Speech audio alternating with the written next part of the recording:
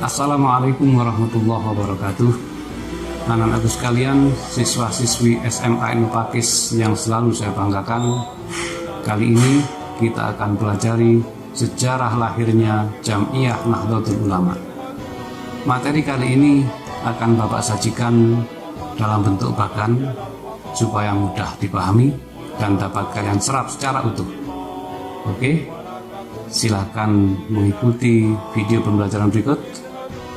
Selamat belajar, tetap semangat, dan jangan lupa berdoa terlebih dahulu. Dari rumah, tetap berprestasi. Oke, sekarang kita akan masuk pada pembahasan sejarah singkat lahirnya Nahdlatul Ulama.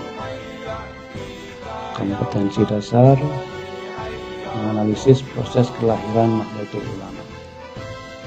Sekarang kita akan masuk pada bagan sejarah lahirnya Nahdlatul Ulama.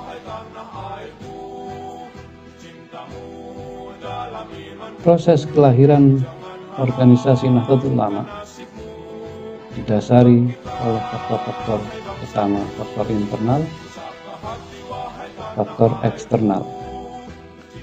Pertama, kita akan bahas faktor internal, yaitu dinamika yang terjadi di tanah Nusantara. Pada awal abad 20-an, sekitar tahun 1910, di tanah Nusantara terjadi berbagai problem-problem. Misalnya, dalam problem keagamaan, munculnya gerakan yang menamakan dirinya Gerakan Pembaruan Islam. Gerakan ini menentang tahlilan, anti ziarah ke makam wali, anti selamatan, anti madhab, dan lain-lain. Problem kebangsaan bahwa pada saat itu di Nusantara masih dalam jajahan atau belenggu penjajahan. Dan yang ketiga, problem sosial masyarakat, terjadinya kemiskinan yang membelenggu masyarakat di Nusantara. Maka untuk keluar dari kondisi ini, ulama-ulama pesantren yang saat itu dikenal dengan ulama-ulama tradisional berupaya membuat gerakan-gerakan organisasi, pergerakan, dan pendidikan. Misalnya, Kiai Hasbullah pada tahun 1914 mendirikan Taswirul Afkar untuk menguatkan paham aswaja dari pengaruh paham Wahabi. Yang kedua, untuk menumbuhkan nasionalisme guna perjuangan kemerdekaan, pada tahun 1916 Kiai Hasbullah mendirikan organisasi Nahdlatul Wathon atau Kebangkitan Tanah Air untuk memperkuat kemampuan pemberdayaan perekonomian. Pada tahun 1918 Kiai Hasbullah mendirikan Nahdlatul Tujjar atau Kebangkitan Saudagar. Pada sekitar tahun 1924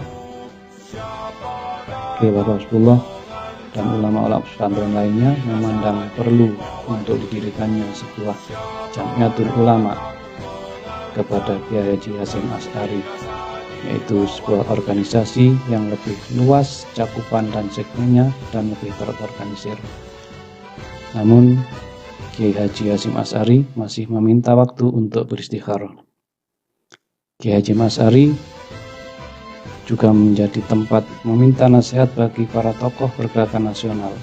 Kiai Hasyim juga dikenal sebagai ideolog peletak dasar-dasar pemahaman keagamaan dan sendi-sendi sosial kemasyarakatan di komunitas ulama pesantren. Posisi Kiai Asy'ari sangat sentral di komunitas ulama pesantren saat itu. Sekarang kita akan bahas faktor-faktor eksternal, yaitu dinamika yang terjadi di tanah Timur Tengah. Bersamaan dengan peristiwa kelahiran organisasi para ulama pesantren di Nusantara, peristiwa penting di Makkah dan Madinah yang saat itu disebut dengan Tanah Hijaz Raja Hijaz Syarif Hussein yang merupakan perwakilan kekhilafan Turki yang beraliran Ahlus Sunnah wal Jamaah runtuh, digantikan oleh berkuasanya Raja Abdul Aziz Ibnu Saud yang merupakan pengikut Faham Wahabi, yang kemudian mendirikan kerajaan yaitu Al-Mamlakah Al-Arabiyah As-Saudiyah atau Kingdom of Saudi Arabia, atau dalam bahasa Indonesianya Kerajaan Saudi Arabia. Program-program Raja Abdul Aziz ini sangat merugikan kaum muslimin Ahlus Sunnah wal Jamaah, antara lain dengan memberlakukan bahwa satu-satunya paham yang boleh yaitu Wahabi.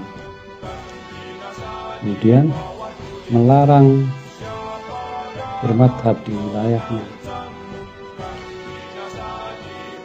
Karena ziarah kubur dianggap syirik, maka diadakan penggusuran termasuk akan diadakannya penggusuran makam Rasulullah dan situs-situs penting lainnya.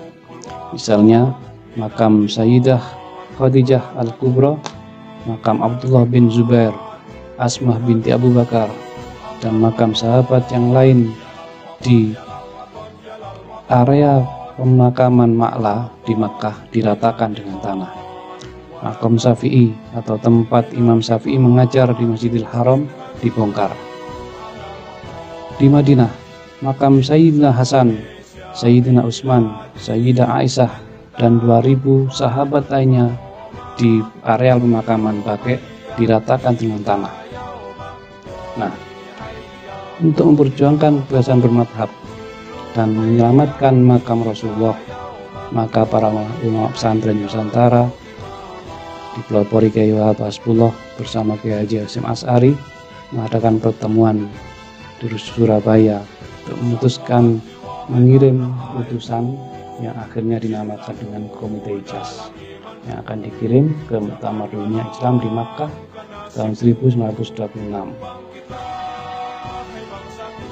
Komite Hijaz ini membawa misi bahwa atas nama ulama dan umat muslim di Nusantara mendesak untuk kebebasan bermadhab di tanah di Makkah dan Madinah. Yang kedua, menolak penggusuran makam Rasulullah SAW. Yang ketiga, mendesak untuk khalaqah pengajaran kitab-kitab madhab Syafi'i, Hambali, Hanafi, dan Maliki tetap diperbolehkan. Sebagai prasyarat mengirim utusan yang dinamakan Komite Hijaz ini adalah adanya organisasi resmi yang diwakilinya. Maka pada tanggal 31 Januari 1926 Hijriah, ulama-ulama pesantren Nusantara mengadakan musyawarah di Surabaya.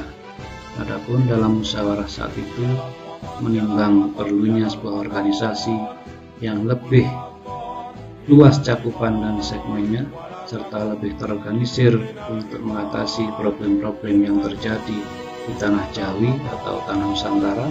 Yang kedua, sudah adanya isyarah yang diterima oleh Hadratus Syekh Kiai Haji Hasyim Asy'ari, yaitu sebuah tongkat dan sebuah tasbih yang dikirim oleh Syekhona Walil Bangkalan melalui utusannya yaitu Kiai Haji As'ad Syamsul Arifin, serta perlunya organisasi resmi untuk mengirim Komite Hijaz untuk memperjuangkan paham Ahlus Sunnah serta situs-situs bersejarah di Timur Tengah serta pertimbangan-pertimbangan logis lainnya. Maka pada tanggal 31 Januari 1926 bertepatan dengan tanggal 16 Rajab 1344 Hijriah diputuskan berdirinya Jam'iyah atau organisasi yang dinamakan Nahdlatul Ulama dengan mengangkat Hadratus Syekh Kiai Haji Ahmad Hasyim Asy'ari sebagai Raisul Akbar dan segera mengirim Komite Hijaz yang diketahui oleh Kiai Haji Wahab Hasbullah saat itu sebagai Khatib PBNU, kemudian Haji Hasan Kipo yang saat itu sebagai Ketua Tanfidiyah PBNU, kemudian Syekh Ghanaim Al-Misri yang saat itu menjabat sebagai Mustasar PBNU, serta Kiai Haji Zainul Arifin untuk segera berangkat ke Tanah Hijaz. Misi Komite Hijaz akhirnya berhasil menyelamatkan makam Rasulullah, makam Abu Bakar, serta makam Sayyidina Umar dari pembongkaran, sehingga umat Islam seluruh dunia sampai saat ini masih bisa berziarah ke makam Rasulullah. Sebuah kontribusi yang sangat luar biasa besar bagi peradaban dunia. Anak-anak sekalian, peristiwa sejarah ini juga membuktikan bahwa NU lahir tidak hanya untuk merespon kondisi rakyat yang sedang terjajah, problem keagamaan dan problem sosial di tanah air, tetapi juga menyelamatkan warisan-warisan kebudayaan dan peradaban Islam yang telah diperjuangkan oleh Nabi Muhammad SAW dan para sahabatnya. Yang kedua, lahirnya NU adalah untuk melestarikan, mempertahankan paham Ahlussunnah wal Jamaah. Jadi jangan heran kalau sampai sekarang Nahdlatul Ulama terus diserang dari segala lini oleh kelompok-kelompok yang berlawanan dengan misi besar Nahdlatul Ulama. Cukup sekian dulu penjelasan yang sangat singkat ini. Semoga kalian bisa memahami secara utuh sejarah singkat kelahiran Nahdlatul Ulama. Selanjutnya, sebagai generasi muda NU, kalian wajib mempelajari sejarah ini secara lebih detail. Selamat belajar, dari rumah tetap berprestasi. Wassalamualaikum warahmatullahi wabarakatuh.